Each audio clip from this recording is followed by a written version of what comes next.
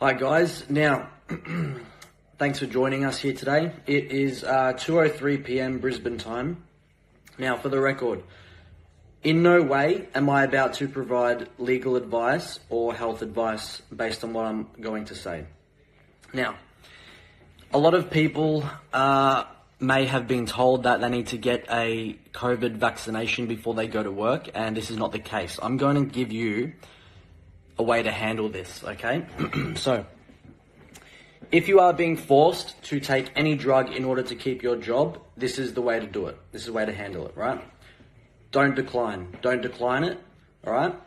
You're just jumping the gun, right?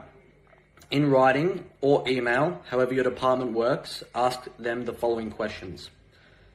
I'd be most grateful if you could please provide the following information in accordance with the statutory legal requirements. Number 1, can you please advise me of the approved legal status of any required drug and if it's experimental?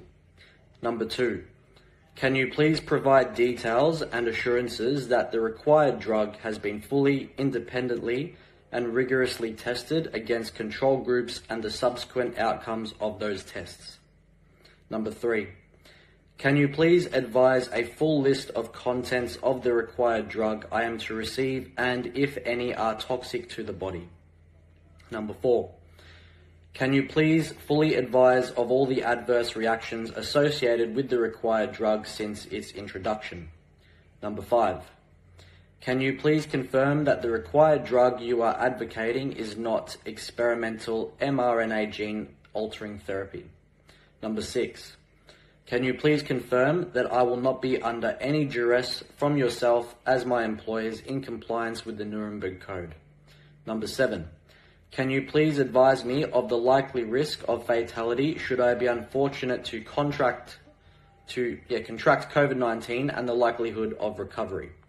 Once I have received the above information in full and I am satisfied that there is no threat to my health, I will be happy to accept your offer to receive the treatment, but with certain conditions, namely that you confirm that I will suffer no harm. Following acceptance of this, the offer must be signed by a fully qualified doctor who will take full legal and financial responsibility for any injuries occurring to myself and or from any interactions by authorized personnel regarding these procedures. Number 3, in the event that I should have to decline the offer of required drug, please confirm that it will not compromise my position and that I will not suffer prejudice and discrimination as a result. I would also advise that my inalienable rights are reserved.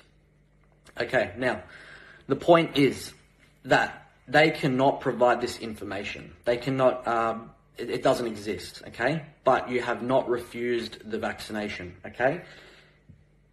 Don't put in your 2 weeks, don't quit. Wait for them to fire you. File for unemployment, okay? And then wait for the lawsuit to start because you're about to make a lot of money and I'll tell you why.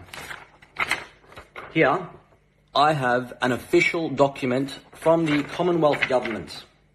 This is a Freedom of Information request done under the 1982 Freedom of Information Act.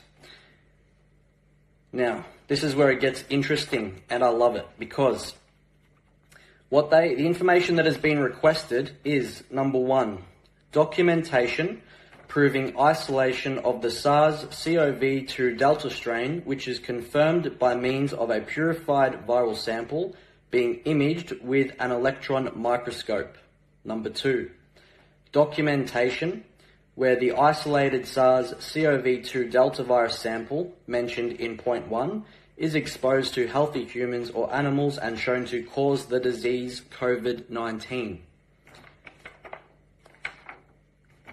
Are you ready? Freedom of Information decision. I am authorized under the subsection of the Freedom of Information Act to make decisions in relation to Freedom of Information requests. I am writing to notify you of my decision in response to your request. Appropriate steps have been taken to find the documents referred to in your request, including consultation with relevant departmental officers. I am satisfied on the basis of the consultation undertaken that the department, including the Therapeutic Goods Administration, does not hold any documents referred to in your request. As a consequence, relying on Section 24A of the Freedom of Information Act, I cannot provide access to the documents you've requested.